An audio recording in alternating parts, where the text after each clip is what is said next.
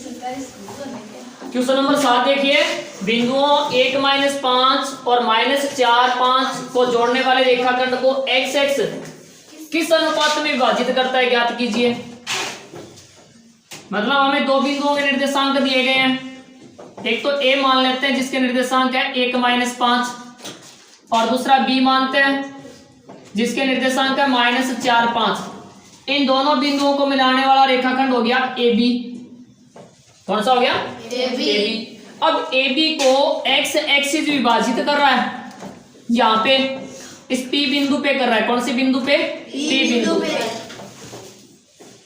तो ये जो पी बिंदु पे विभाजित कर रहा है, तो ये बिंदु पी है वो एक्स एक्सिस पर स्थित बिंदु हो गया। कहां पे स्थित हो गया? एक्स एक्सिस पे स्थित बिंदु हो गया। और एक्स एक्सिस क्या होता है? जब हम ग्राफ बनाते हैं दो एक्स खींचते हैं, एक तो वाई एक्सिस और दूसरा एक्स एक्सिस खींचते हैं। ये एक्स एक्स हो गया और ये कौन सा हो गया? वाई एक्स हो गया। अब अगर एक्स एक्सिस पे कोई भी बिंदु होगा, जैसे मान लीजिए ये बिंदु है, एक्स एक्सिस पे स्थित बिंदु है, ये पी बिंदु है। कौन सा बिंदु? पी। ये बिंदु ले रहे हैं हम पी, मतलब ये एक्स एक्सिस इस रेखाखंड को जिस बिंदु पे काट रहा है वो बिंदु पी है, और ये बिंदु इस एक्स एक्सिस को काट रहा है। तो पी बिंदु एक्स एक्सिस पे हो गया। अब अगर हम इस बिंदु के निर्देशांक ज्ञात करेंगे तो x का मान तो यहाँ पे कोई ना कोई संख्या होगी। क्या होगी? कोई ना कोई संख्या होगी, इसलिए हम x लिख रहे हैं। और y पे किसकी स्थिति में है? 0 की स्थिति में। तो हमेशा ध्यान रखना कि x एक्सिस पे अगर कोई भी बिंदु स्थित है तो उसके निर्देशांक क्या होंगे? x0। क्या होगा? x0। x का मतलब ये है कि ये x वाली जो लाइन है इसके ऊपर कोई कोई संख्या होगी। और y एक्सिस पे अगर कोई भी बिंदु स्थित है तो उस बिंदु के निर्देशांक क्या होंगे? हमेशा 0y। या y का मतलब ये है कि इस लाइन के ऊपर जहां भी ये बिंदु स्थित है वहां ये कौन सी संख्या के पास में कौन सी संख्या पर है? उस संख्या से है। तो x एक्सिस विभाजित कर रहा है तो p के निर्देशांक क्या लेंगे हम? x0। p के निर्देशांक क्या हो गए? x0। और ये किस अनुपात में बांट रहा है? मतलब हमें अनुपात ज्ञात करना है। अनुपात यानी m1 अनुपात m2। मान लेते हैं कि ये m1 अनुपात m2 के अनुपात में विभाजित कर रहा है, जो हमें ज्ञात करना है। बात समझ में आई है? दोनों बिंदुओं के निर्देशांक दिए गए हैं, इन दोनों बिंदुओं को मिलाने वाला रेखाखंड हो गया ए बी। इसको एक्स एक्सिस है वो बिंदु पी पर विभाजित कर रहा है, बांट रहा है m1 अनुपात m2 में, जिसके निर्देशांक है x0। अब आपने निर्देशांक ज्यामिति प्रश्नावली के अंदर ऐसे सवाल भी किए हैं। कोई अगर आपको दो बिंदु दिए जाएं और उन दोनों बिंदुओं को मिलाने वाला रेखाखंड खींच करके कोई और बिंदु P दिया जाए जो 2:3 के अनुपात में विभाजित कर रहा है, उसके निर्देशांक ज्ञात करने हो तो वहां पे निर्देशांक का सूत्र लगाते हो आप। x निर्देशांक के लिए कौन सा सूत्र लगाओगे? m1 x2 plus m2 x1 बटा m1 प्लस m2। यहां देखिए, अब यहां देखो, इसको हम x1 y1 मानते हैं। क्या मानते हैं इसको? x1 y1। इसको मानते हैं x2 y2। और ये हो गया x और ये हो गया y। हमें ज्ञात क्या करना है? m1 अनुपात m2। यहां लिख रहा हूं मैं m1 अनुपात m2। अनुपात का अर्थ भाग भी होता है, बटा भी होता है। तो m1 बटा m2 इसका मान ज्ञात करना है हमें। किसका करना है?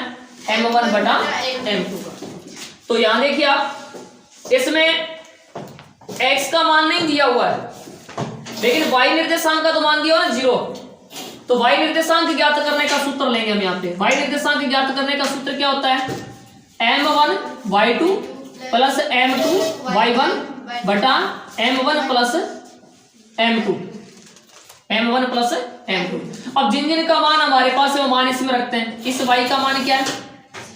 0 बराबर m1 का पता नहीं है, y2 का मान क्या है?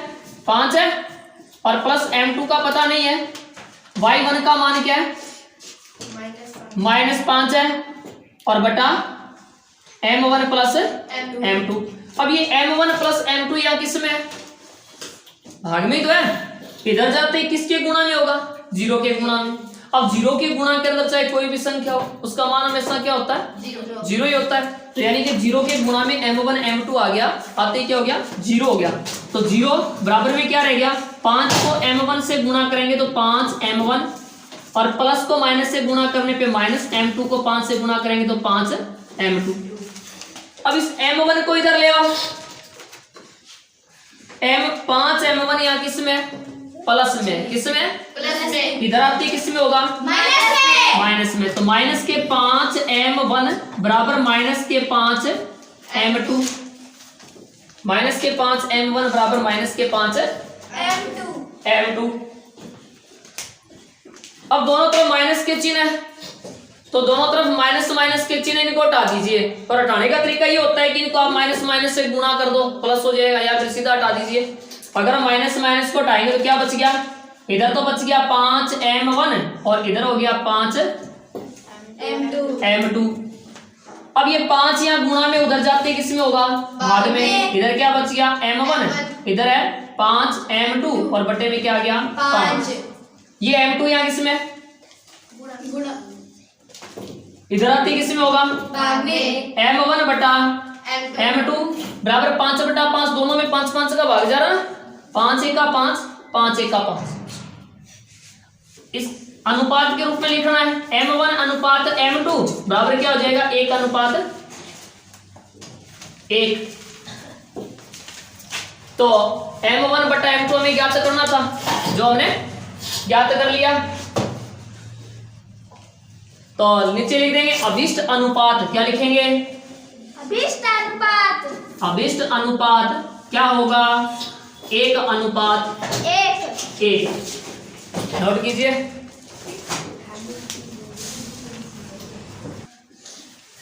आठवां क्वेश्चन, भूमि से 60 मीटर की ऊंचाई पर एक पतंग उड़ रही है। पतंग में लगी डोरी को अस्थायी रूप से भूमि के एक बिंदु से बांध दिया गया है। भूमि के साथ डोरी का झुकाव 60 डिग्री है। यह मानकर कि डोरी में कोई ढील नहीं है, डोरी की लंबाई ज्ञात कीजिए। तो ये त्रिकोणमिति के कुछ अनुप्रयोग प्रश्नावली से है। पहले हम इसका चित्र बना लेते हैं।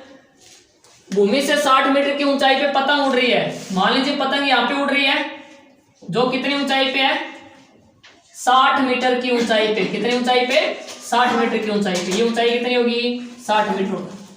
अब पतंग ऐसे ऊपर उड़ रही है, अगर इधर से कोई उड़ा रहा है तो डोरी तो ऐसे ही होगी, होगी ना। इस डोरी का भूमि के साथ झुकाव, मतलब ये झुकाव 60 डिग्री, यानी कि ये कोण कितना है, 60 डिग्री। और हमें क्या ज्ञात करना है, इस डोरी की लंबाई को ज्ञात करना है, जिसको हम L मान लेते हैं। ये एक त्रिभुज बन गया, समकोण त्रिभुज, जिसका नाम ABC है। अब इनकी भुजाओं के नाम लिखते हैं। जब ऐसे क्वेश्चन अगर आपको सरल करने हो तो पहले भुजाओं के नाम लिख लो। कैसे लिखेंगे भुजाओं के नाम, देखो ये कोण कितने डिग्री का है, और दिख रहा है क्या आपको, बाद में उतार लेना, पहले देख लो।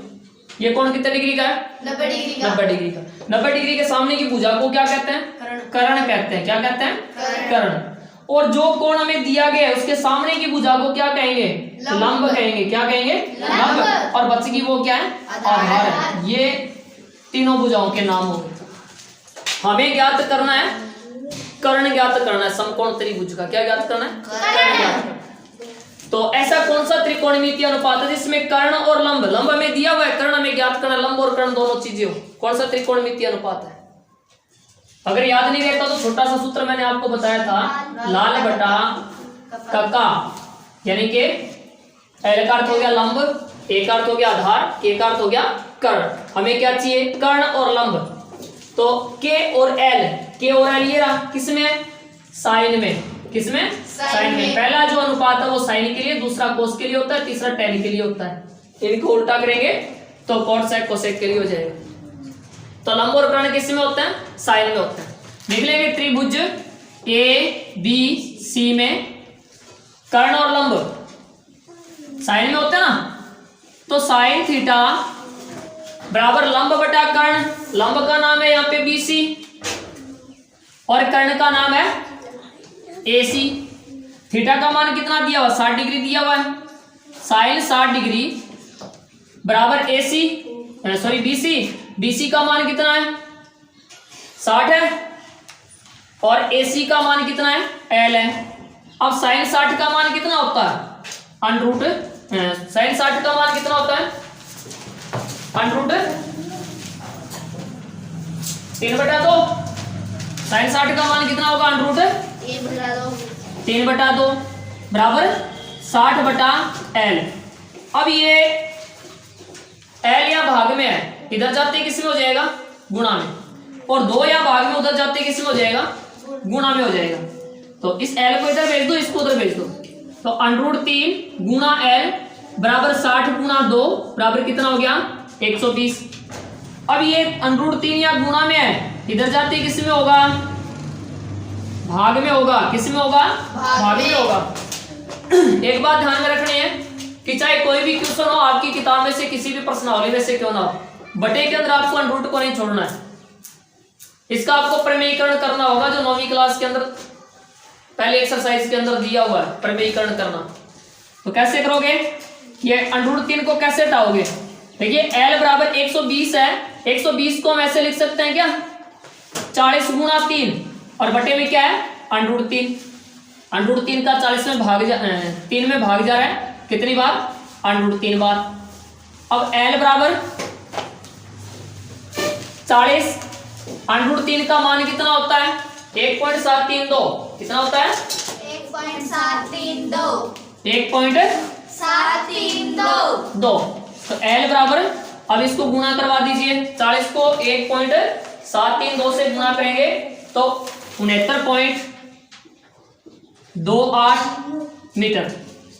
अब एक बार फिर से देखिए आप, अगर आप यहां तक कर देते हो l बराबर 40 √3 तो यहां तक भी आपका सही है, अगर यहां तक कर रहे हो तो भी सही है। तो डोरी की लंबाई क्या होगी, डोरी की लंबाई कितनी होगी, अरे बोलो, डोरी की लंबाई 69.28 मीटर। कितनी होगी, 69.28 मीटर। बताओ।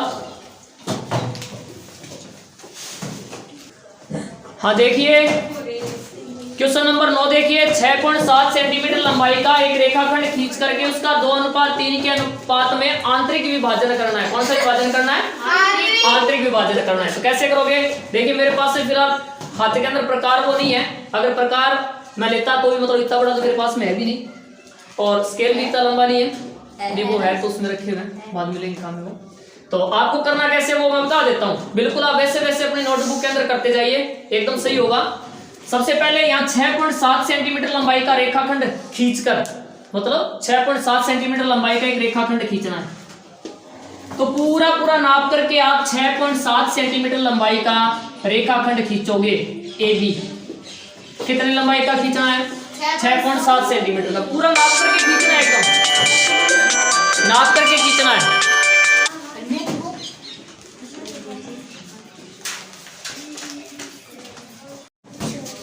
तो 6.7 सेंटीमीटर का एक नाप करके रेखाखंड खींचना है, खींच लोगे। उसके बाद में फिर क्या करना है, इसे 2:3 के अनुपात में विभाजित करना है। इसके लिए क्या करोगे, A से न्यून कोण बनाते हुए किरण खींचोगे। कौन सा कोण बनाते हुए, न्यून कोण। अब न्यून कोण क्या होता है, 90 डिग्री से छोटा कोण। यानी आपको एकदम ऐसे सीधी लाइन नहीं खींचनी है, एकदम सीधी नहीं खींचनी है, थोड़ी टेढ़ी खींचनी है, न्यून कोण अपने आप हो जाएगा। उसके बाद में फिर प्रकार की मनचाही त्रिज्या ले लीजिए आप, प्रकार की मनचाही त्रिज्या लेकर के इस अनुपातों को जोड़िए, 2:3 इनको जोड़िए आप। कितने हो गए ये, 5 हो गए। तो 5 चाप लगाने हैं प्रकार की मनचाही त्रिज्या लेकर के, फिर यहाँ A पे रख करके एक चाप लगाइए। उसके बाद फिर प्रकार को यहाँ रख करके चाप लगाइए, मतलब समान दूरी पे चाप लगाने हैं प्रकार की मनचाही त्रिज्या लेकर के। जितनी आपकी इच्छा उतना प्रकार को खोल लीजिए, खोल करके फिर A पे रख के चाप लगाइए, फिर चाप पे रख के चाप लगाइए, ऐसे करके आपको 5 चाप लगाने हैं। और फिर इसका नामकरण करेंगे A1, A2, A3, A4, A5। उसके बाद क्या करना है, A5 को स्केल की सहायता से आप B से मिलाइए, मिला दोगे। फिर देखिए आप पहले क्या दिया हुआ है, 2 दिया हुआ है, क्या दिया हुआ है, 2। तो A2 के ऊपर ये जो आपको दिखाई दे रही है A5B रेखाखंड जो दिखाई दे रहा है, इसके समांतर यहाँ पे आप रेखाखंड खींचोगे। अब समांतर रेखाखंड कैसे खींचोगे, प्रकार की मनचाही त्रिज्या लेकर के, यानी प्रकार को जितनी आपकी इच्छा उतना खोल लीजिए, बहुत ज्यादा नहीं, थोड़ा खोल करके यहाँ A5 पे रख के इसके ऊपर ऐसे चाप लगाओगे। अब जितना आपने प्रकार खोला है चाप लगाने के लिए, प्रकार को उतना ही खुला रखिए, रख करके यहाँ A2 पे रखिए, प्रकार को रख करके ऐसे आप अर्धवृत्त बनाइए। अर्धवृत्त बनाने के बाद में फिर प्रकार का नुकीला सिरा यहाँ पे रखिए, और फिर प्रकार को इतना खोलिए आप, इतना खोल करके यहां पे रख करके आप चाप लगाओगे।